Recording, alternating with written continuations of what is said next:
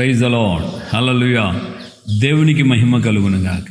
క్రీస్తునందు నా ప్రియమైన దేవుని బిడ్డలైన మీ అందరికీ ఉదయకాలపు శుభములు తెలియచేస్తున్నాను. మన ప్రభువును రక్షకుడైన యేసయ్య ఇంతవరకు ఆయన మనల్ని కాపాడి తన యొక్క రెక్కల నీడలో ఆయన మనల్ని దాచి భద్రపరిచారు. అందుకు దేవునికి మహిమ కలుగునుగాక. ఆమేన్, హల్లెలూయా. సో నా ప్రియమైన దేవుని బిడ్డలారా, మరి ఈ యొక్క ఉదయకాలం ముందు దేవుని యొక్క లేఖన భాగం నుండి మరొకసారి మనం శ్రమల మార్గం గుండా మనం వెళ్ళినటువంటి మన పితరుల గురించి, వారి జీవితాలు మనకు ఆదర్శం, వారి జీవితాలు మనకు పాఠంగా నేర్పించబడుతున్నాయి కనుక మనం వాటి విషయాల్లో మరొకసారి ధ్యానించుకుందాం. సో ఇజ్రాయిళ్ళు ఐగుప్తులో నుంచి విడుదల పొంది ఎర్ర సముద్రం దాటి అరణ్యంలో ప్రయాణం సాగించారు. అరణ్యంలో 40 సంవత్సరాలు వారు యాత్ర చేసినట్లుగా మనం చూస్తున్నాం. సో అతి కొద్ది కాలంలోనే కనాన్లోకి చేరవలసినటువంటి ఇజ్రాయిళ్ళు 40 సంవత్సరాల పాటు అరణ్యంలో రౌండ్ చేసుకుంటా తిరుగుతా రావడానికి కారణం ఏంటంటే, మొదటిగా వారి యొక్క అవిధేయత. యావత్తు సమాజం 12 మందిని ఏర్పాటు చేసి కనాన్లోకి ప్రవేశింపచేశారు. వారు 40 రోజుల పాటు కనాన్ని వేగులు వారుగా వెళ్ళి వేగు చూసి అక్కడి నుంచి ఫలాలు తీసుకొచ్చారు. 12 మందిలో 10 మంది చెడ సంవత్సరం చెప్పి ఇజ్రాయిల్ అందరి హృదయాల్ని కఠినపరిచారు, నీరుగారేటట్లుగా చేశారు. ఆ ఇద్దరులే కాలేబు, యెహోషువ. ఈ ఇద్దరు ఎంతగా ఇజ్రాయిల్కి ధైర్యం చెప్పి, యెహోవా మన యందు ఆనందిస్తే నిత్యముగా మనల్ని ఆ మంచి దేశంలో దేవుడు ప్రవేశింపజేస్తాడు, మీరేమాత్రం ఆధారపడకండి, వారిని చూచి మీరు జడియకండి, దేవుడు మన పక్షాన ఉన్నాడు, మనకు దేవుడు తోడుగా ఉన్నాడు అని వీళ్ళంతా చెప్పి, వారి జనుల మధ్య వారు తమ వస్త్రాలు చెప్పుకొని వాళ్ళు ప్రాధేయపడి బ్రతిమలాడి చెప్తున్న ఇజ్రాయిల్ అందరూ 10 మంది చెప్పిన దానికి లోబడ్డారు, 10 మంది చెప్పిన దాన్నే సమ్మతించారు తప్ప ఈ ఇద్దరు చెప్తున్న మాటలకి వారే మాత్రం సమ్మతించకపోగా కాలేబు, యెహోషువల్ని రాళ్ల చేత కొట్టి చంపేయాలని సర్వ సమాజం పోగైపోయింది. అలాంటి సమయంలో దేవుడు ఇజ్రాయిల్కి ప్రత్యక్షమయ్యాడు. ఇజ్రాయిల్కి ప్రత్యక్షమైన తర్వాత దేవుని కోపం రగులుకొనేసింది. అప్పుడు ఆ సందర్భంలో దేవుని యొక్క ముగింపు తీర్మానం ఏంటంటే, తీర్మానం చేసేసాడు దేవుడు, 40 రోజుల పాటు మీరు వెళ్ళి మీ యొక్క 12 మంది వెళ్ళి వేగు చూసి వచ్చారు కాబట్టి ఈ 40 రోజులకి 40 సంవత్సరాలు మీరు ఈ అరణ్యంలో తిరగాలి, మీరు ఈ అరణ్యంలోనే సంచరిస్తారు. కాబట్టి ఈ తీర్పు మారదని చెప్పి దేవుడు చెప్పేశాడు. 40 సంవత్సరాలు అరణ్యంలో వాళ్ళు తిరగటం ప్రారంభించారు. దేవుని యొక్క లేఖనం మనకి ఇలాగ తేటగా చెప్తుంది. ఆ సమయంలోనే దేవుడు మోషేతోనూ చెప్పిన మాట ఏంటంటే, నా సేవకుడైనటువంటి కాలేబు మంచి మనస్సు కలిగి పూర్ణ మనస్సుతో నన్ను అనుసరించిన హేతువు చేత, కాలేబు, యెహోషువలు వీళ్ళిద్దరూ నన్ను అనుసరించారు. వాళ్ళిద్దరిని మాత్రం వారు అడుగుపెట్టినటువంటి ఆ దేశంలోకి, ఆ పాలు తేనె ప్రవహించు ఆ కనాను దేశంలోకి వారిద్దరు తప్పక వెళ్తారు. వారు అడుగుపెట్టిన స్థలాన్ని వారికి నేను స్వాచ్ఛంగా ఇస్తానని దేవుడు తీర్మానం చేశారు. ఇక్కడ మనం గమనించాల్సిన వీరిద్దరి యొక్క ఆ యొక్క లక్షణాలు, స్వభావాల్ని మనం గమనిస్తే, కాలేబైన యెహోషువ అయిన వారు దైవజనుడు మోషేకి ఏ రోజు ఎదురు తిరగలేదు, తిరుగుబాటు చేయలేదు, అవిధేయత చూపించలేదు. ఫండమెంటల్గా మనం గమనిస్తున్నాం, మోషేకు వ్యతిరేకంగా కానీ ఒక మాట కానీ ఒక సనగటం కానీ వ్యతిరేకంగా ఆలోచించడం కానీ తిరుగుబాటు చేయటం, నిలబడటం కానీ ఏమీ చేయలేదు కాలేబు, యెహోషువలు. మోషేకు వ్యతిరేకంగా ఇలాంటి చేయనిటువంటి ఈ పనులే ఎవరికి వ్యతిరేకంగా చేయలేదంటే యేసు తండ్రి అయిన దేవునికి. మోషేకు వ్యతిరేకించలేదంటే తండ్రి అయిన దేవుని వ్యతిరేకించలేదు. క్రొత్త నిబంధనలో మనం గమనిస్తే యేసయ్య అంటాడు, నా మాట విని నన్ను చేర్చుకుంటే నన్ను పంపిన తండ్రిని చేర్చుకున్నట్లే అని అంటాడు. అలాగే యేసు ప్రభు శిష్యులతో ఏమన్నా అంటే, నా నామమున మిమ్మల్ని ఎవరైనా చేర్చుకుంటే మిమ్మల్ని చేర్చుకున్నవాడు నన్ను చేర్చుకున్నట్లు, నన్ను చేర్చుకున్నవాడు నన్ను పంపిన తండ్రిని చేర్చుకున్నాడు. హల్లెలూయా. శిష్యులతో అంటాడు, ఆయనకి ఆయన చెప్పుకుంటున్నాడు యేసయ్య, నా మాట విని నా మాట ప్రకారంగా జీవిస్తే నా మాటకు లోబడితే తండ్రి మాటకు లోబడినట్లుగా అని అంటాడు. సో అలాగే శిష్యులతో కూడా అంటారు, ఎవడైనా మీ మాట విని మిమ్మల్ని చేర్చుకుంటే మిమ్మల్ని చేర్చుకున్నప్పుడు నన్ను కూడా చేర్చుకున్నట్లే. అంటే ఇక్కడ మనం గమనించాలి, కాలేబు యెహోషువలు దైవజనుడైన మోషేకు వ్యతిరేకించలేదు, తిరుగుబాటు చేయలేదు, అవిధేయత చూపించలేదు. కనుకనే దేవునికి వ్యతిరేకంగా మాట్లాడలేదు, దేవునికి వ్యతిరేకంగా అవిధేయత చూపించలేదు, దేవుని ఎదుట తిరుగుబాటు స్వరాన్ని వారు వినిపించను లేదు. ఈవెన్ వాళ్ళు కూడా యావత్తు సమాజంతో వాళ్ళు కూడా మారాలోకి వచ్చారు, నీళ్లు లేని ఎడారిలోకి వచ్చారు, ఆహారం లేని సమయంలో ఉన్నారు. అదే సమయంలో చవిసారం లేని ఈ ఆహారం మాకు వెక్కసమైందని చెప్పి ఇజ్రాయేలు చెప్తున్న సమయంలో, అంటే తినుటకు మాకు మాంసం ఇవ్వు అన్న కిబురోత హతావా అనే ప్రాంతంలో కూడా కాలేబు యెహోషువలు ఉన్నారు. కానీ వాళ్ళు ఏ రోజున కూడా మాకు ఈ యొక్క ఆహారము మాంసం కావాలి అని వారు ఎప్పుడు అడగలేదు. వారు మాంసం ఇచ్చినా ఇవ్వకపోయినా దేవునికి స్తోత్రం అని ఉన్నదాంతో దేవునికి స్తుతిస్తా, దేవుని గానపరుస్తూ వచ్చాం.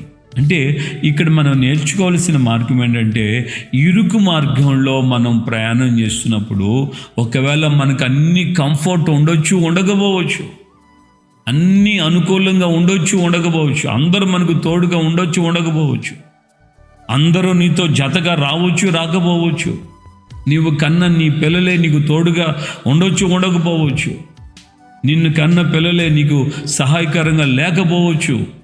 అలాంటి పరిస్థితుల్లో నీ ఇంటివారే, నా భర్తే, నా భార్యే, నా పిల్లలే, నా తల్లిదండ్రులే, నా అన్నదమ్ములే, నా అక్క చెల్లెళ్ళే, వీళ్ళు కూడా ఎవరు నాకు లేరు, ఏంటి బ్రతుకు అన్నట్లుగా నీవు ఇరుకు మార్గంలో వెళ్తున్నప్పుడు సనగకూడదు. అయ్యా, నాతో వారు రావలసిన వరకు వచ్చారు, అందుకు నీకు స్తోత్రం. నా జీవితం చివరి వరకు నీవు మాత్రమే వెంటుంటావు, నీవు మాత్రమే తోడు ఉంటావు.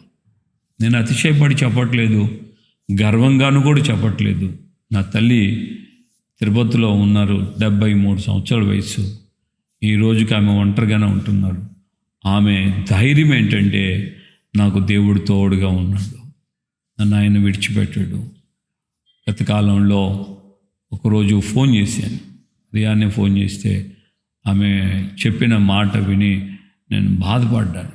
ఎందుకంటే రాత్రి అంతా జ్వరంతో బాధపడ్డాను, ఎవ్వరూ లేరు, ఒంటరిది. ఓపెన్ హార్ట్ సర్జరీ చేసి 15 సంవత్సరాలు అయింది. 15 సంవత్సరాల క్రితం 2010లో ఆగస్టులో ఓపెన్ హార్ట్ సర్జరీ చేసి, అలాంటి భయంకరమైన పరిస్థితుల్లో ఒంటరిగా ఉన్నా కూడా ఆమెకున్న ధైర్యం, నాకు దేవుడు తోడుగా ఉన్నాడు. సనగటం ఎందుకు నా బ్రతుకు ఇలాగా, ఎన్నోసార్లు అంటది, ఏం చేసుకోలేకపోతున్నానయ్యా, ఓర్చుకోలేకపోతున్నాను, నడవలేకపోతున్నాను, దగ్గర కొంచెం వెళ్ళి పాల ప్యాకెట్ తెచ్చుకుని కూడా ఒక్కోసారి ఇబ్బంది అవుతుంది, కూరగాయలు తేవాలంటే దూరంగా వెళ్ళలేను ఒక్కదాన్నే. సో అలాంటి ఇబ్బందుల్లో, అలాంటి పరిస్థితుల్లో తను వెళ్తున్న దేవుణ్ణి మాత్రం ఉదయాన్నే లేచి స్తుతించటం, తనకు తోచినటువంటి కీర్తనలు పాడుకుంటూ, వాక్యం చదువుకుంటూ, దేవుని వాక్యాలు వింటూ, సేవకుడిగా నేను కుమారుని అయినప్పటికీ కూడా సేవకుడిగా నేను పంపిస్తున్నటువంటి యూట్యూబ్లోని వాక్యాలు రోజు ఉదయాన్నే లేచి వింటుంది. అలాగా తన జీవితాన్ని కొనసాగిస్తుంది. కాలేబు యెహోషువలు దేవుని సన్నిధిలో ఏ రోజు కూడా ధిక్కార స్వరము, తిరుగుబాటు స్వరము, ఎందుకు మాకు ఈ గతి, మాకు ఎందుకు ఈ పరిస్థితి, మాకెందుకు ఈ మారా, మేము కూడా దేవునికి లోబడిన వ్యక్తులమే కదా, మేము మోషేకు లోబడిన వ్యక్తులమే కదా, మాకెందుకు ఆహారం లేని పరిస్థితులు, మాకెందుకు ఎడారి లాంటి అనుభవాలు అని వారు ఏ రోజు కూడా మాట్లాడలేదు. అదే కాలేబు యెహోషువలో ఇరుకు మార్గాల గుండా మనం నేర్చుకోవాల్సినటువంటి సబ్జెక్ట్. వారి జీవితాలు మనకు నేర్పిస్తున్నటువంటి ఈ మార్గాన్ని మనం గ్రహించాలి. మన జీవితంలో ఏ మార్గం గుండా మనం వెళ్తున్నా సహనముతో, ఓర్పుతో, తిరుగుబాటు స్వరం రానికుండా, ఇది నీ చిత్తమైతే ప్రభా అలాగే సిద్ధింపచేయండి, నీ చిత్తమైతే నేను తల వంచుతున్నాను, నీ చిత్తమే సిద్ధించునుగాక అని మనపూర్వకంగా నువ్వు ఆయనకు అప్పగించుకోవటం ప్రారంభిస్తే నిత్యముగా ప్రభు నీకు తోడుగా ఉండి నేను ఆయన ఆస్వాదించి బలపరుస్తాడు.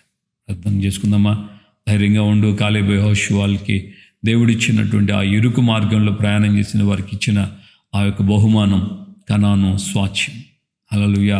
వారు భూ సంబంధమైన జ్ఞానాన్నే స్వాచ్ఛంగా పొందారు. మనమైతే క్రొత్త నిబంధనలో ఈ విధంగా దైవ సంబంధమైనటువంటి మాటకు, మీ దైవజనుడికి మీరు విధేయులై, మీరు నడిపిస్తున్నటువంటి నాయకులకు మీరు విధేయులై, మీ సేవకులకు మీరు అప్పగించుకున్నప్పుడు ప్రభు యొక్క రాజ్యంలో, పరలోక రాజ్యంలో, మహిమలో ఖచ్చితంగా మనకు స్థానం దేవుడు సిద్ధపరుస్తాడు. ప్రార్థన చేసుకుందాం. ప్రేమగల తండ్రి, మీ పాదాల స్తోత్రం. అయినా పితరులైన కాలేబు యెహోషువలను గురించి మాకు మీరు తేటపరిచి చెప్పిన మాటలను బట్టి మీ స్తోత్రం. నిజమే, వారు మోషే నడిపింపుకు ఏ రోజు కూడా ఎక్కడ కూడా ధిక్కార స్వరం వినిపించలేదు. ఎన్ని ఇబ్బందులైన, ఎన్ని పరిస్థితులైనా, ఏ మార్గాలైనా, ఏ ఒక్కనైనా మారైనా, కరువైనా, అయ్యా నీళ్లు లేని పరిస్థితులైనా, అయ్యా ఎడారి లాంటి పరిస్థితులైనా, భీకర ధ్వని గల అరణ్యాలైనా వారు ఎక్కడ కూడా సనగలేదు. మీరు అందరినీ చూచారయ్యా. సమాజం అంతా వారు మాట్లాడే మాటలన్నీ కూడా, ప్రతి వ్యక్తి వారి నోట నుండి వచ్చిన మాటలన్నీ మీరు విన్నారయ్యా. ఎవరి హృదయంలో ఎలాంటి ఆలోచనలు ఉన్నాయో కూడా మీరు సమస్తం చూశారయ్యా. అందువల్లనే కదా మీ తీర్పులు న్యాయమైనవి. మీరు తీర్పు తీర్చినప్పుడు నిర్మలుడుగా ఆగపడ్డారు అయ్యా. కాలేబు యెహోషువలు దైవజనుడు మోషేకి ఎక్కడ కూడా తిరుగుబాటు చేయలేదు కనుక వారి జీవితాల్లో ప్రభువా మీరు వారికి కృపనిచ్చి వారు అడుగుపెట్టిన వాగ్దత్త దేశాన్ని మీరు వారికి స్వాచ్ఛం చేశారు.